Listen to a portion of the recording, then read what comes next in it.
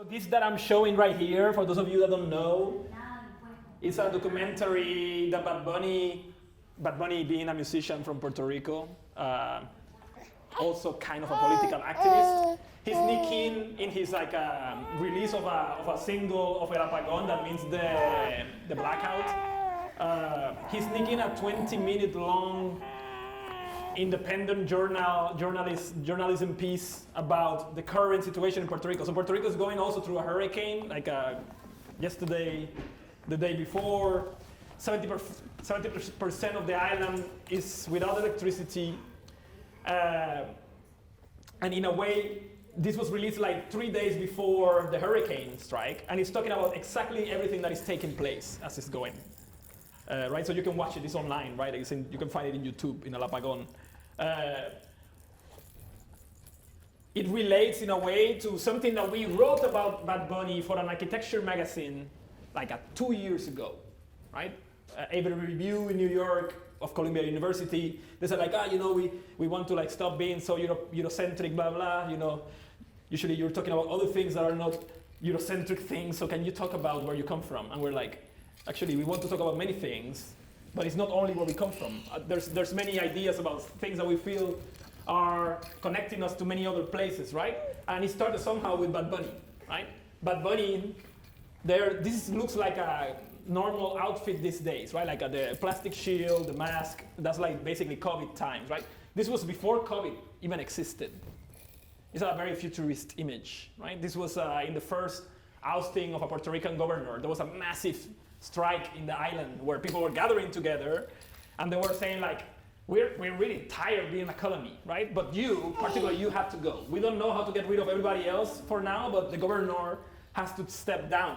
But Bunny, of course, was not alone. There were many feminist activists that were kind of organizing in the streets, right? But it's kind of interesting how our most visible music star, right?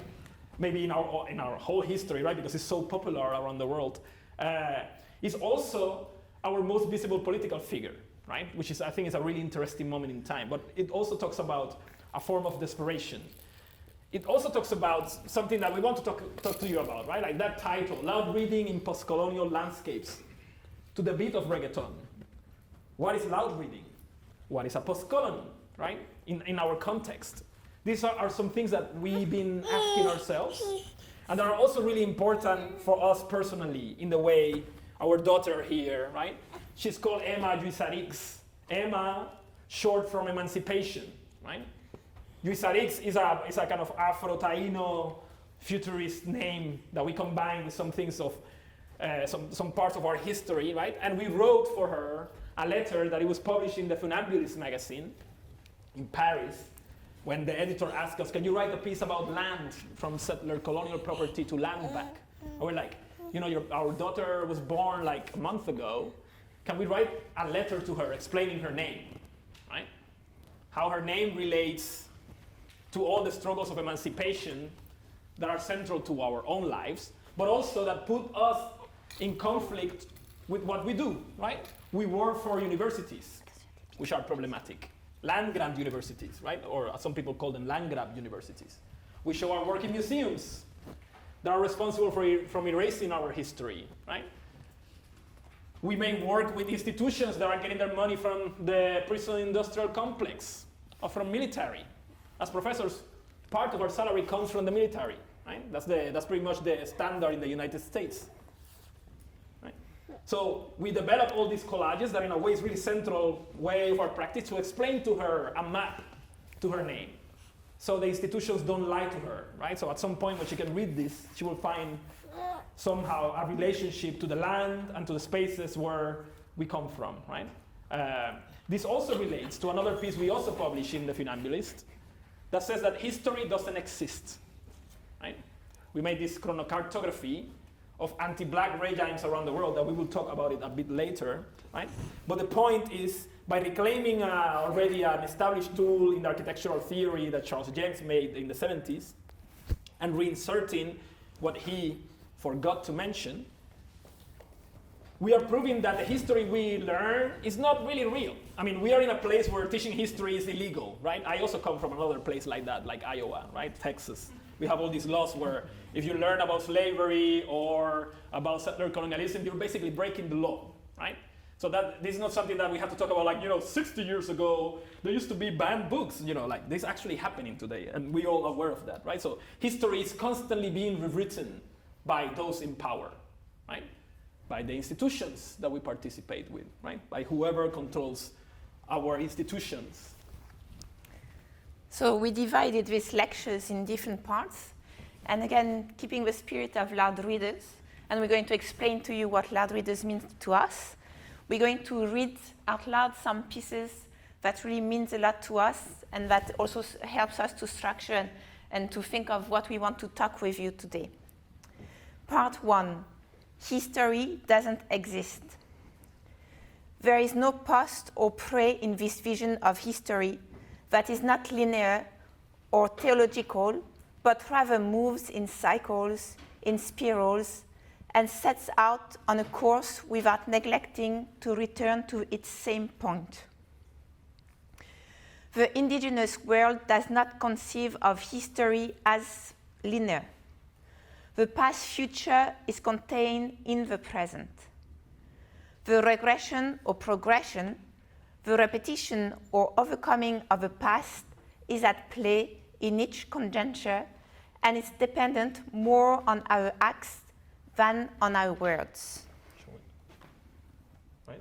So part of that, what we were talking about, how history doesn't exist, how history is cyclical, not linear, right? How it's really fundamental that we understand the roots of something in order to understand not only what is unfolding, but what may happen in the future, right? For us, has been really central, trying to gather all these images and trying to find the connections between them, right?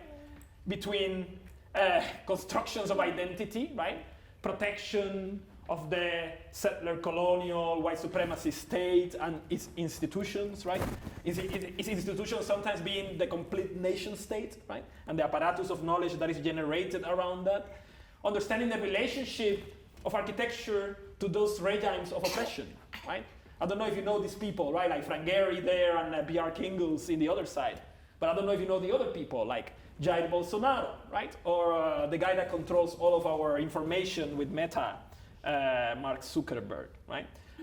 What does it mean when the architects work with somebody that says, it's a shame that the Brazilian cavalry hasn't been as efficient as the Americans who exterminated the Indians, right? Kind of regretting that they haven't been able to get rid of all the indigenous people in Brazil because they're basically on the way of development of resources that are very rich, right? That they can exploit and generate wealth out of it, right? What does it mean that when architects are posing with these people, they're saying like, you're misunderstanding me, we have to listen to everybody. We have to work because architecture is part of progress and development. We can make things better through architecture. What happens when media covers whatever these people say? Like somebody making a master planet, right? Being in a place that has a lot of plantations, I don't want to be part of any master planet, to be honest with you, right? Or architects proposing to do covering the entire planet with an inhabitable biostructure. Isn't that what the planet Earth already is? Right? What happens when somebody gets asked about organizing a coup in Bolivia to obtain lithium, and in his arrogance, maybe making a joke or not, exposing how the world sees most of the planet? We will coup whoever we want. Well, this is an actual tweet from Elon Musk, right? When he was confronted about some of the political moves happening in Latin America, right? For us has been a really important part of understanding that history doesn't exist, that we have to continuously offer historical narratives that challenge the status quo, right? Who's at the center of those narratives, right? Queer, gay, trans rights, right?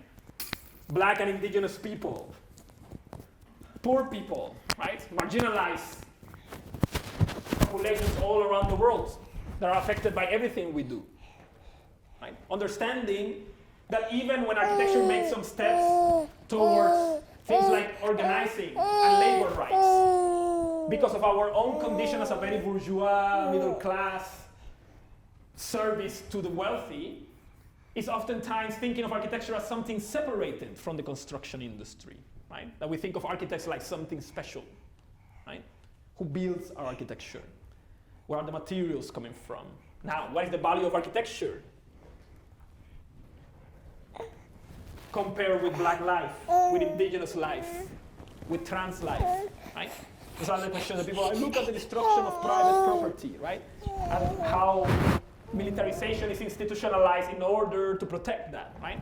This image it's almost like this lecture we have to always update it because this looked like it was a long time ago, but now with Russian, like we call it white-on-white colonialism, right? Like Russia invading Ukraine. This is not really so old either in Europe, right? Also happened recently with Armenia, right? That also got invaded by Azerbaijan, right? So these are images that don't really age. It doesn't matter if it's Baltimore in 1968 or Baltimore in 2020.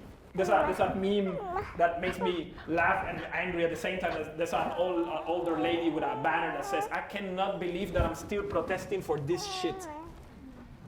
That's how it feels, right? But understanding who's always at the center of these struggles, right? They're all of women and queer people, right? Of black and indigenous and brown women, right? How do we decenter even our understanding of struggle and emancipation, right? Because of the institutional narratives tend to gloss over this, right? Understanding that even if it's hard today, we're lucky to not be lecturing behind bulletproof screens, right? Because this is real, right? Like this is what happens when you challenge institutional power, right? When you question ideas about the land, ideas about property, ideas about white supremacy, right? It's a picture of incredible black leaders in the 20th century, all of them assassinated by the United States.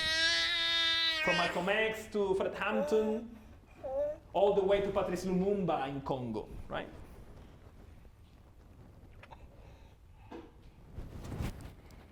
We founded our studio, or our practice, in 2008. And maybe for some of you that's a long time ago. For us it's almost like yesterday.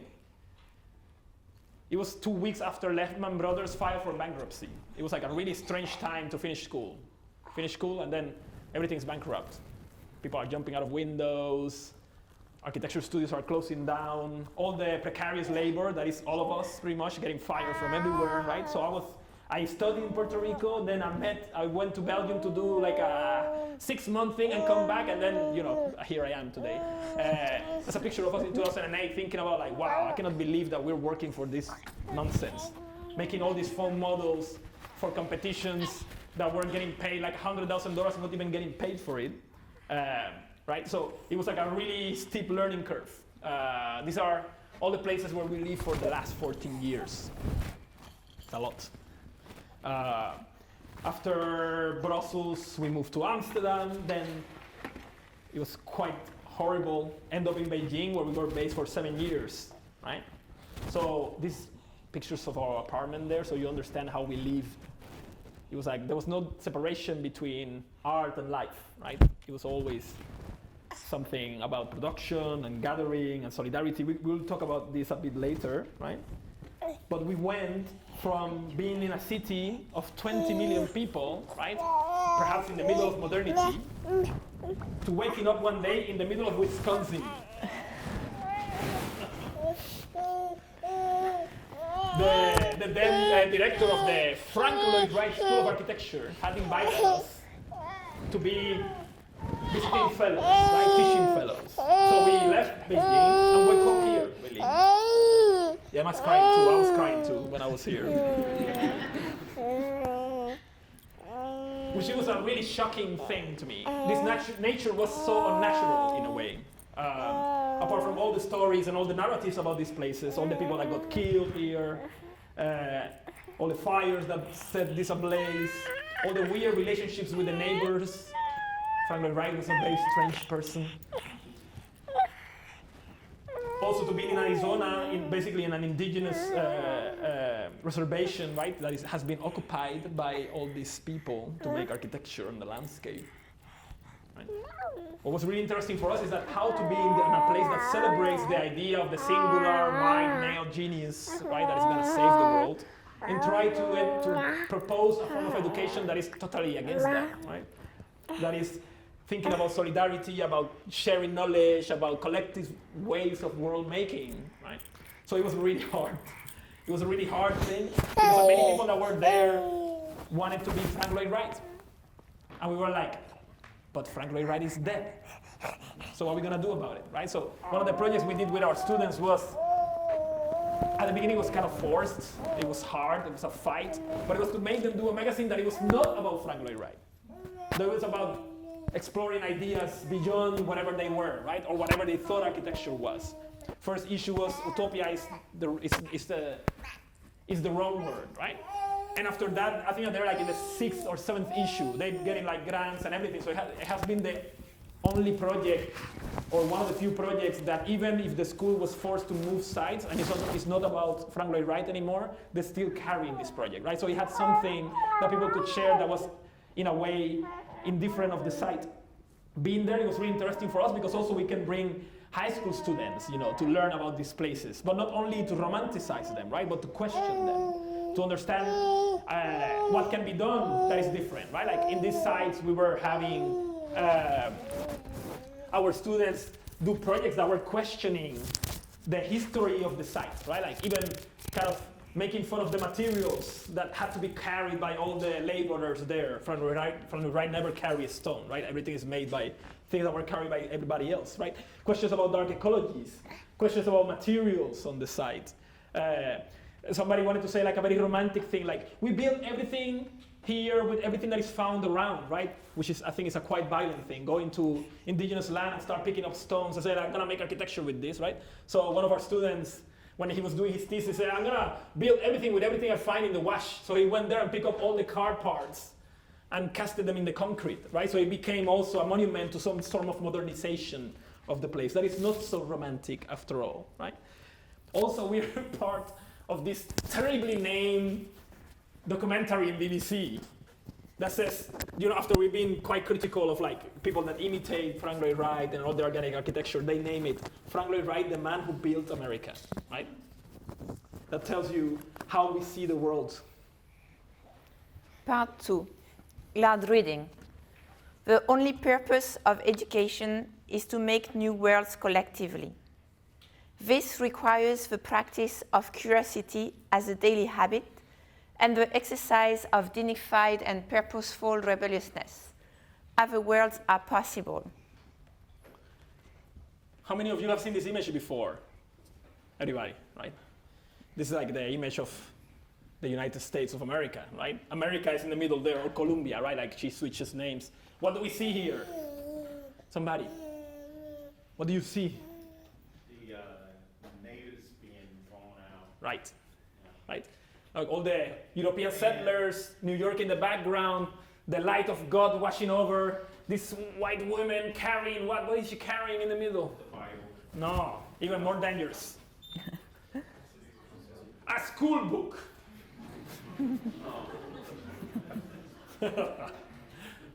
All the indigenous people moving out, right? Like this is basically the software, right? That makes the Manifest Destiny run, right? Like this is John Gass. It's called American Progress. There's many American Progress paintings, right? This is perhaps the most iconic one, right? But it's not very different than all the history of the plantations, right? The idea that there's somebody that has been washed and sent by God and is gonna dominate over all these savages, right? And the way to do that is to control the landscape that these people don't even know how to cultivate, right? Yes, I agree, it's disgusting. Right? So what happens when we think about the history of architecture, of our landscapes, right? When we think about this, right? I love this exercise that Hank Willis Thomas did, where he took Alfred Barr, he's the first director of the Museum of Modern Art in New York, and he made this called Cubism and Abstract Art, and he started mapping all the European movements, right? And one or other sort of outsider, like Japanese prints and Negro art, or whatever you call that, right? Like a black art in Africa, right? Hank Willis Thomas took it and reinserted all the colonial expeditions in the Congo that allowed that to happen, right? So it's a very different diagram. It's not anymore about surrealism around, but Cold War, right? Like the formulation of a Leopold Bild in Congo, the assassination of Patrice Lumumba, right? What happens when we understand that colonization in this way is not something that is over with the plantation, right? That is something that is taking place somewhere else, right? All of our telephones and computers, right? Where does the minerals that make these products come from, right? Where are they being extracted? How are we all intrinsically related to that? How's also the economies that support art and architecture intrinsically problematic? Do you know this painting? Have you seen it before? What do you see in the painting? A boat. What else? Something more perverse there. What do you see, Emma? I'll put you here so you can correct it. A pair of hands, yeah. What else? Some feet. Some fish. Some chains. Do you know what happened here in this? They had dumped slaves from their ships. Exactly. Why? It's either the lack of food or they was about to be made for slave trafficking at that time. It was several reasons. In this case, it's a one specific reason, but it's really close to that, right? Like they were thrown. There were slaves in the ship that were thrown in order for the enslaver to be able to claim the insurance, right? Their property. So he just dumped them down. This actually happened, right? So Turner is painting this, and he's talking about the slave, slavery must be abolished. Slavery was abolished in UK 10 years before this happened. So it's kind of like safe, way positioning. It's not really during the time. Still, slavery is legal in the Americas, right? In the US, in Brazil, in Cuba, and Puerto Rico. What is problematic about this painting is not only the depiction of the horrible acts that are taking place under this kind of abstract aesthetic, right? But the fact that the owners of this painting, the Lothrop family, sold it to the Boston Museum of Fine Arts, where you can see it today. And with the money that they acquired from this painting, that was around like equivalent to $2 million today, $2,200,000. It's a lot of money with inflation. They bought a sugar plantation and mill in Puerto Rico, where I come from, right? So it's a really interesting story about colonialism, not only as a representation, right, but actually the material exchange that takes place. So a depiction of something brutal over racialized bodies is funding the actual brutalization over racialized bodies, right? In this case, in the archipelago of Puerto Rico. Right? Puerto Rico is the oldest colony in the world. I don't know if you knew this. Invaded in the second trip of Columbus, 1493. A colony ever since, right? 400 years of Spain, 120-something years of the United States, right? And what we propose as the post-colonial method, critique, however you want to call it, is that in order to understand what is happening everywhere else in the world, you have to understand what happens in the colony. So it's not very different when hundreds or thousands of people die, even without names, in a hurricane, not because of the hurricane, but because of all the precarious infrastructure around and the political idiocy. It's very similar to what happens with COVID, where millions have died out of irresponsibility of governments and corporations, right? That is not so common now, uncommon, to find mass graves in the Amazon in Brazil, but also in New York, right? That is not shocking that necropolitics is not only contained to the border or to the periphery, right? But rather now the periphery is everywhere, and the plantation too. You cannot hide anymore. Hurricanes will come for you in New York, right? Because the oceans are getting warmer. Because migration, because of the same colonial principles, are pushing people out, right? So there's viruses that are spreading, right? This is all related to colonialism. Right? It's like a really simple line. Now, where do we stand with this? I love this t-shirt. It's my favorite manifesto of one of the spokespeople of the collective feminists in construction in Puerto Rico. It says anti-patriarchal, feminist, lesbian, trans, Caribbean, Latin American, right? What is the proposition of these collectives that are taking the streets to ask for access to a dignified life? better understanding of landscapes, of the environment, questioning the state apparatus and the corporations and all the ramifications, like the police, like the military, right? Like the instrumentalization of architecture. In this case, when architects say that they're building detention centers for the humane treatment of prisoners in a country that incarcerates the most racialized people in the history of humankind, right? Like where we are right now. What are the architectures of that legacy of colonialism, right? Again, not as something that happened in the past, that is still happening today in Puerto Rico, but also in Palestine, right?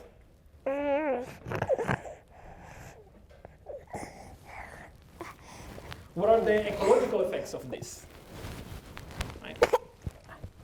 How are these practices spreading? Who is actually fighting against the stealing of the colony everywhere, right? Like the struggles of indigenous people, again, in bringing down all those racist monuments.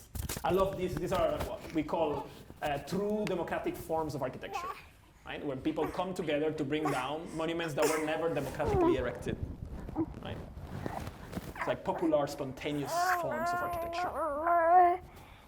There's something that relates to that painting of the Hudson River School, right? We've been looking at all these paintings. Do you see the violence here?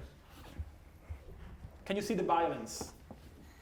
If you go to the Met Museum in New York, now they started inserting some little labels of the indigenous version of these paintings, right?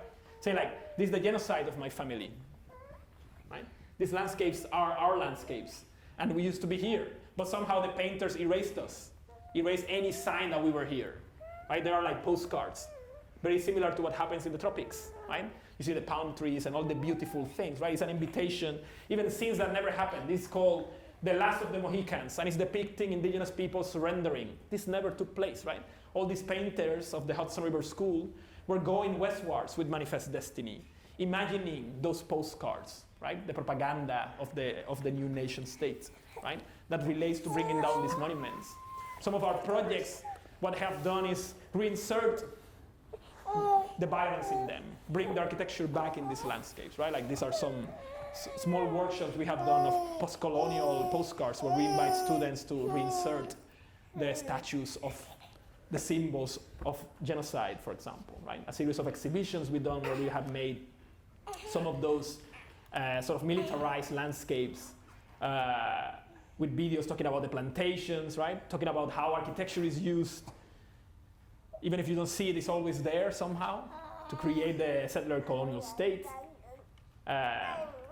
There's always like a head of state somewhere in the landscapes, right? And as part of this, we have also developed a collective practice where we question the traditional schools of design, right? Like the Bauhaus. And we will talk a bit about the Bauhaus later.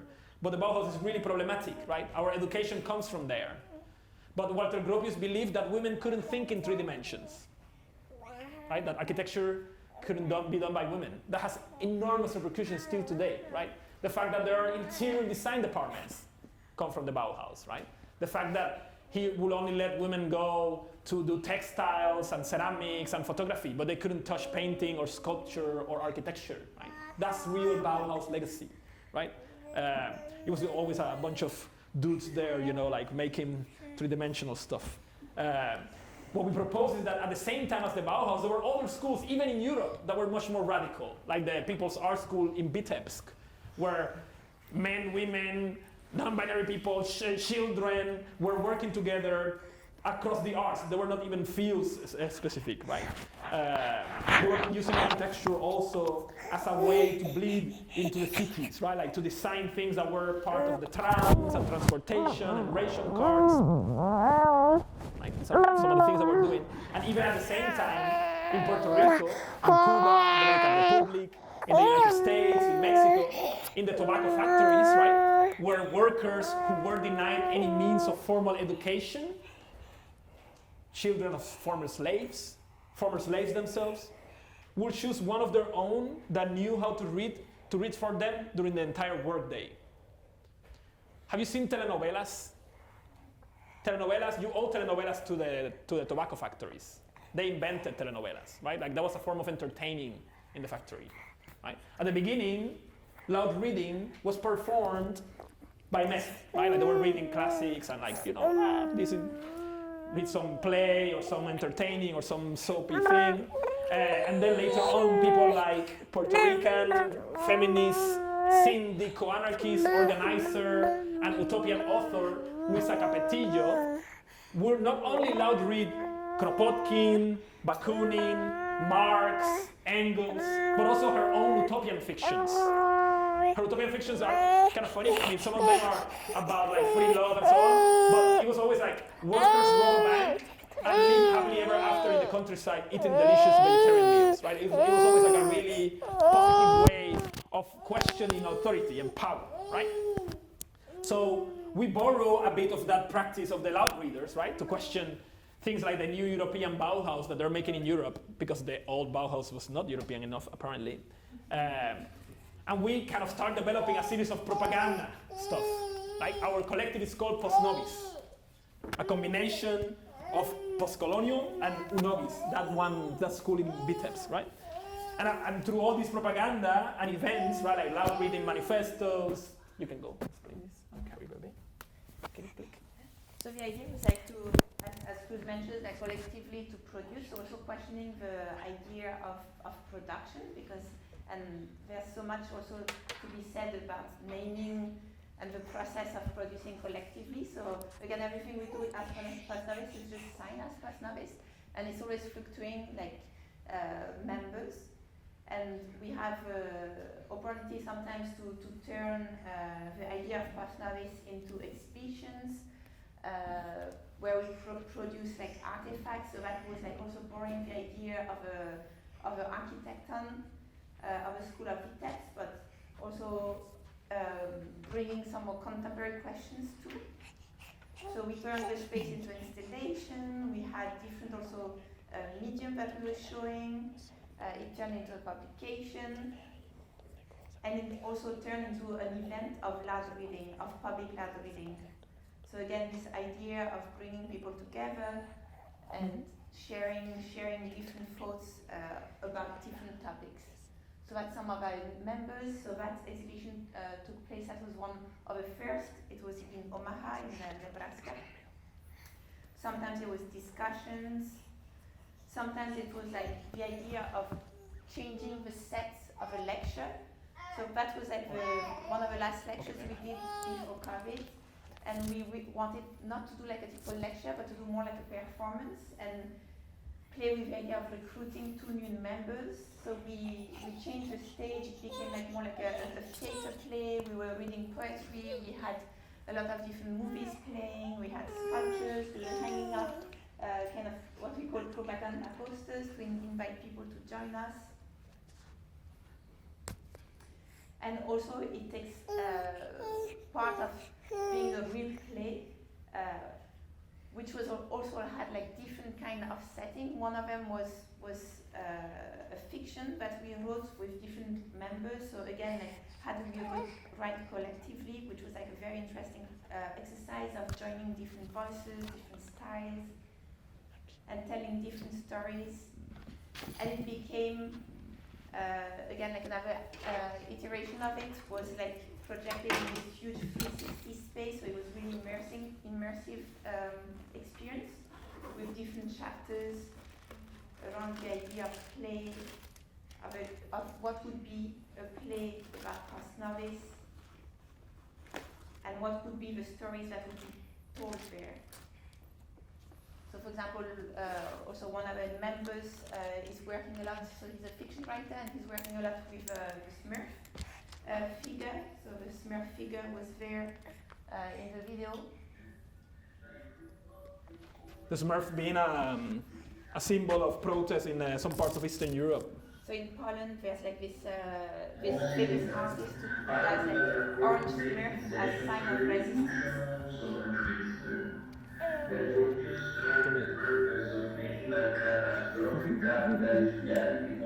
Skip. Or a feminist take on the topic, dealing with the idea of the representation of women in cinema, and questioning also gender representation and the binaries of gender. Also more work dealing with the idea of the sublime, of a landscape, so if it's about the cornfields or if it's about the idea of different artifacts. And we also did like a big collaborative work, which is still ongoing, between different universities. So we were joined by some students from Berkeley University, from Virginia Tech, from Iowa State, and from Illinois. And we are working on this big mural, and the idea is that everybody can add different types of contributions. So also it's like questioning how can we deal with all these historical ideas of research and bring them together in a space which is like, in that case it's like a paper space or virtual space, but it's still a space where we can all collaborate on the different topics. So all the students are making this post-colonial mural, investigating colonialism wherever they are, like in India or in California or in Virginia, right? And making all these really long murals that we show in videos later. The practice of postnovis also had allowed us to start curating exhibitions where we invite many people in different fields working with questions of extraction, questions of gender and landscape and through poetry, film, and so on. These are some of the exhibitions, like the Planetary Wretched in Iowa State, or more recently, a show we had in Magazine. There is a space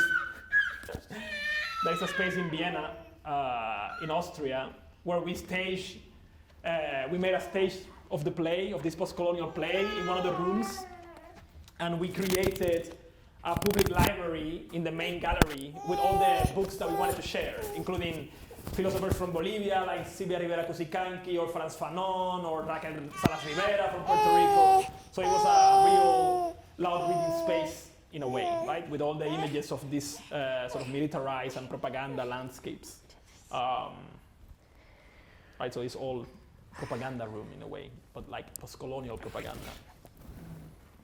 And it was all translated in many different languages. Our members are based in Hong Kong, and in Europe, and in Latin America, and in Africa. Has also allowed us to generate a series of publications. So we made this, The Planetary Wretched, a post-colonial narrative architecture poetry book. So instead of writing post-colonial theory through academic writing, using poetry, knowing that poetry has been one of the most instrumental forms of language in the Caribbean, right, when it treats with the post-coloniality. Most recently also collaborating in the production of a vinyl as part of a collective project. And this, that is more of an invitation to you, has been something we opened in March 2020. That is at the free online accessible architecture school, where we invite speakers from all around the world to loud read for an international audience, right? So you can go there and listen to lectures and do workshops that are freely available online. It's a platform that is still ongoing and hopefully will take physical form at some point in the Caribbean. But these are some of the sessions that we have celebrated in the platform, right? So you can, all this is accessible in loudreaders.com. Sometimes you can download a full PDF of a reading and then hear how these authors are engaging with this text and this content. This has also allowed us to create a sort of bibliography that is not dependent on the usual forms of European knowledge that we get in school, right? Where we have people like Achille Bembe, Cameroonian based in South Africa, or Sayak Valencia based in Mexico in the border with the US, or Nick Estes, right? Like talking about, and Silvia Rivera Cusicanqui talking about many of the different indigenous struggles and philosophies in the Americas. Had also the chance to do these things in other languages, like in Spanish, right? Or even loud reading in the streets during the protests of Black Lives Matter, right? So it's not something that is purely academic in a way. That is something that we are also in conversation with real activists working in the streets, right? And not only in the academic context. Using our teaching platforms, like we used to teach a professional practice class, right? And as part of the professional practice class, we would bring also people that are working with activism, right? Or using it as a publishing platform where we can publish a manual of anti-racist architecture education. Again, that is questioning the legacy of the Bauhaus as this sort of sacred institution that is really problematic, right? Trying to I don't know if you do this here, like that exercise of the white cube you do in first and second year, like this is not architecture, it's a house, blah, blah. Like very few people know the origins of that. The origins in the Bauhaus of a guy called Johannes Itten that was designing the house for a white man. That was a white cube because he believed that the path to purity and eternal life was racial purity, right? We just copy those things and keep on doing them ad infinitum without even knowing where they come from, right? Because that's how our education as a neoliberal factory has turned out to be, right? So we are trying to sort of ingrain all those really problematic exercises and understand where they come from, right? So the manual, in a way, allows us to understand what is happening today, right? Why is critical race theory banned when many of these politicians don't even know what critical theory is, right? They don't know that it's a document about legality, right? About the law system and how it screws up the experiences of black women in the United States, particularly, right? These people don't even know that, right? So they use critical race theory, CRT, and then they just dump whatever nonsense they want there to ban pretty much any form of critical knowledge, right? Understanding what does it mean when people want to ban, this is like the law in Iowa, right? All the words that they wanted to ban, also here in Texas too, like things like you cannot talk about diversity. So you cannot even talk about like 3 different types of rocks, right? Because if you use the word diversity, then it's like, yeah, you know, these are breaking the law in the CRT sense, right? So the manual is kind of trying to understand what is our role, right? What happens when we have an education that is centered around ecological justice, and anti-imperialism, and anti-ableism. What does it mean to the things that we're learning in school, to the exercises we're doing, to the ways we treat and relate to each other, right? To the ways we reward our employees, we recognize labor, right? All these questions that are really central. How much it costs for you to study, for example, right? Many of these universities are built on stolen land, right? So why do you have to pay to be there, right? They were stolen anyways. Right? So many of the things that we've been doing with our students is like how to use this as a teaching method, as a teaching tool. So how can we invite also, like with the idea of lab reader, like invite the students to become lab readers? So we like to work, like have parts that are more collective. So like what if we design a campus about lab reading? That's an example that happened like pre-summer 2020, and already all the topics that the students started to deal with were quite vivid. So everybody had like different ideas of doing public institutes about different topics. So one was about the emancipation of blackness through art, of the idea of a school for protest. So Emma went to a school of protest, as you can see. Or what about a laboratory that questions the role of social media and digital surveillance, or the idea of reparation and land and agriculture, local production of food to give back to communities, or even questioning the role of the American dream and how it's created with all the imaginaries that goes with it. Then we took this idea of a studio and did another iteration that was with our second years at Virginia Tech, and it became again like a big installation where we had this collective campus that was like full of public collective spaces to loud read outdoors, and then all the students produced like animations that were projected again in these 360 screens. So that's some of the collages of their laboratories, sorry.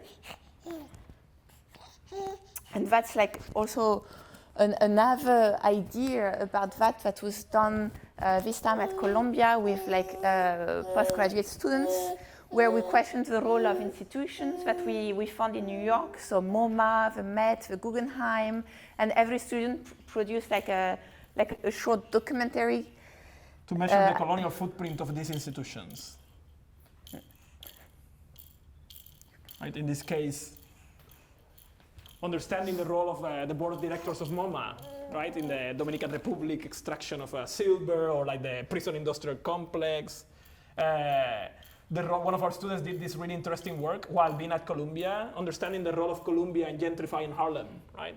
So it was not anymore like sitting there from the university as the savior of the community, but understanding how problematic was that we were there working for an institution that has historically displaced people, right?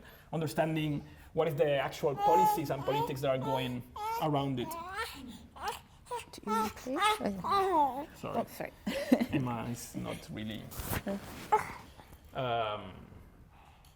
And this year we had this really interesting. I don't know if you've been following what happened in the Met in New York, but the DA confiscated a bunch of artworks that are stolen. I mean, the whole thing's stolen, which is kind of funny. It's like, we confiscated 25.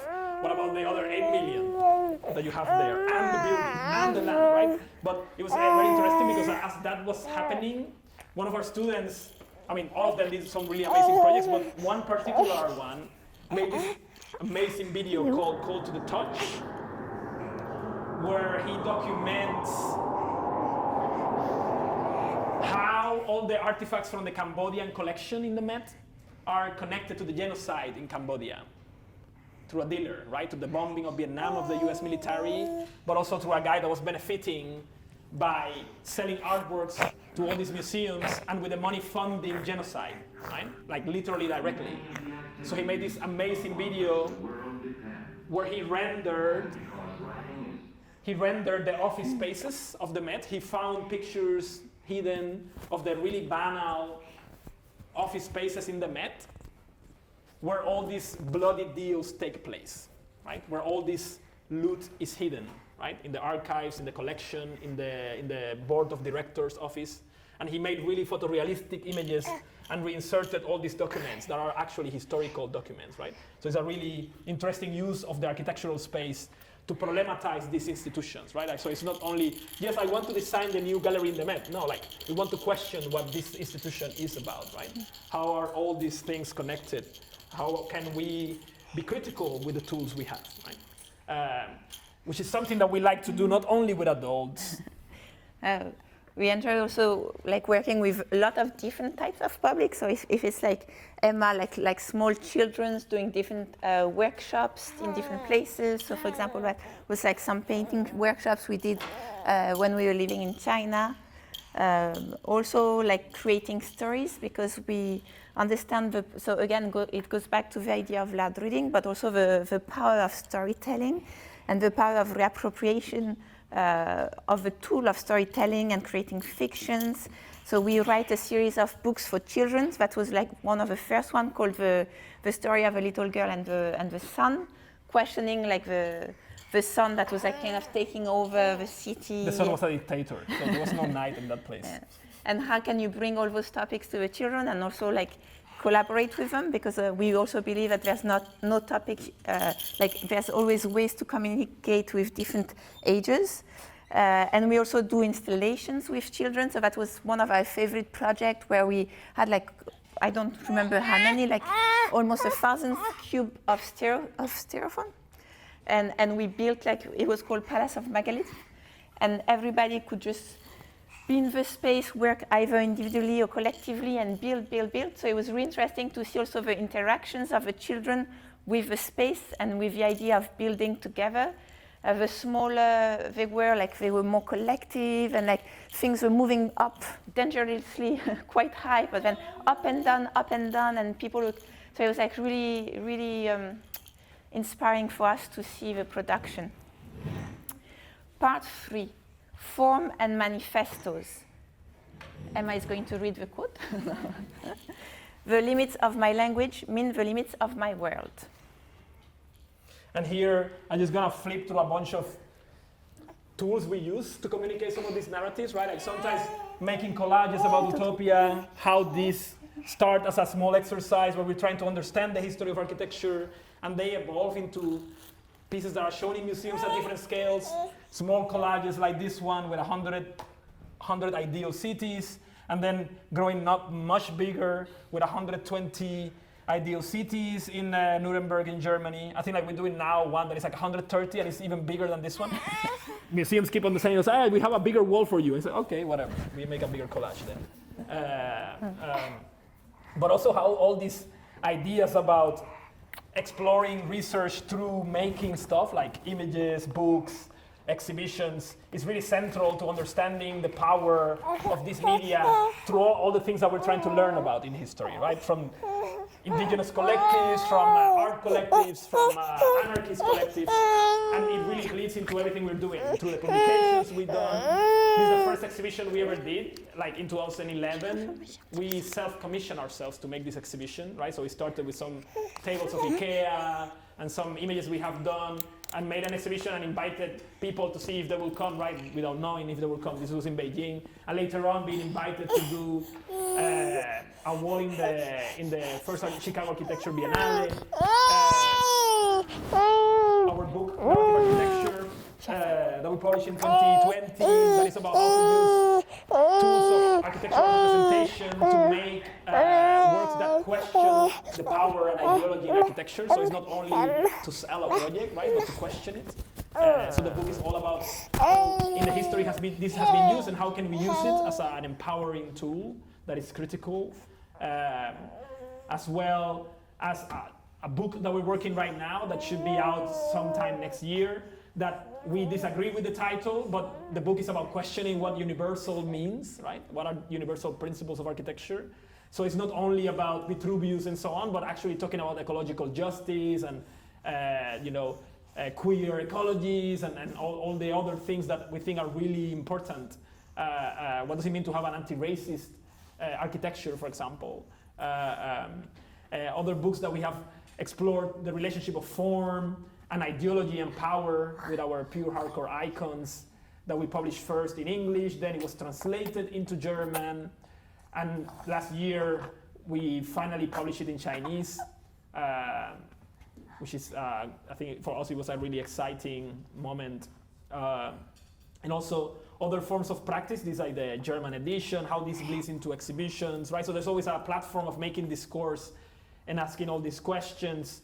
When they turn into architecture, right, in a pavilion for China, our poetry book, we'll be exploring also the role of form making as a form of language.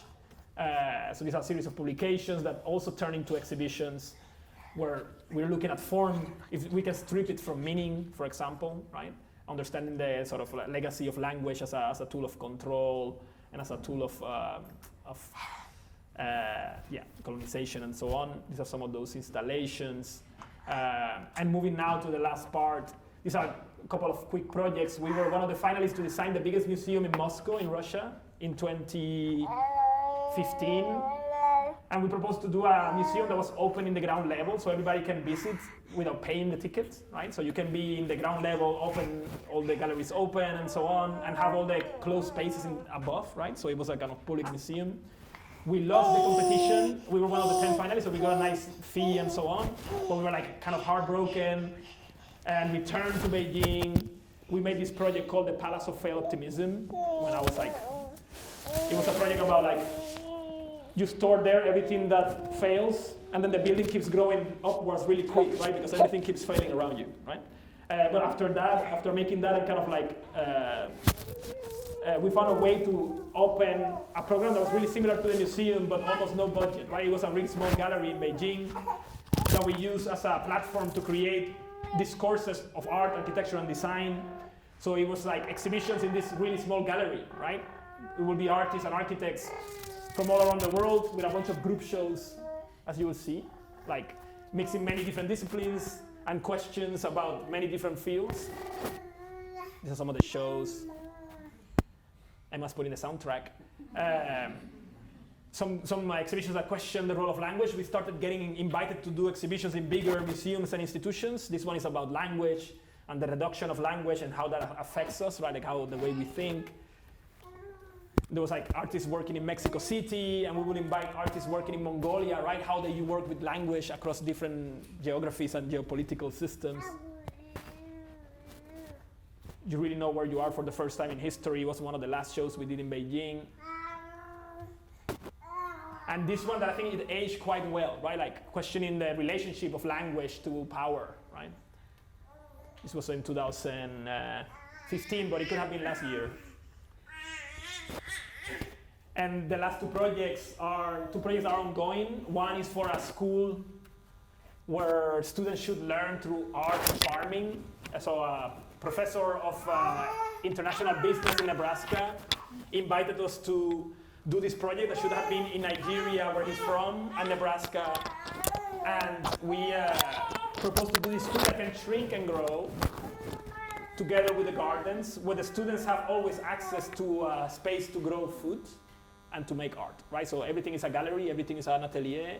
So what was interesting to us with this project is that he also wanted to question traditional education spaces and traditional curriculum. So the idea again about agriculture and like especially like seasonal, like local, really like hands-on growing, dealing with what is around you was really interesting, and also working in with the idea of a space that could change depending on the location, that would shrink, or like, so the project it doesn't really have like a size that is fixed. For us was interesting too to think, how can we think something that is more modular, and again, how can we think of spaces that are more interesting to be in, hopefully for kids, but are not the traditional one.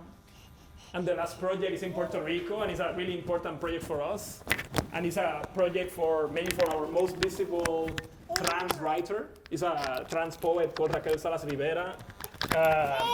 And the project is also a symbol, according to him, for people, many young people that have been forced to leave the archipelago to feel like they can come back, right? So he's making a house for himself, where, based on some of the theories of his writing, right, about the tertiary, being a colony, being at third gender or non-binary, how can it form a house, right? So we've been looking at some of the work of Raquel and proposing a site that belongs to his family for a long time, for his grandfather, grandmother, great-grandfather that used to work in a plantation around here, and understanding the context, the materials, the local sites, and some of the techniques of building architecture in Puerto Rico with some of the materials. We're working in this house that is kind of like a prototype for a poet, right? So using all the ornamental blocks, like orienting the house, depending on the sides, to the views to the north, where the wind is coming, how the rain is running through the ground. How it works with the ecologies of the site, and with the lifestyle of a writer. And the third space. Am I saying that it's over? So it's over. Thank you.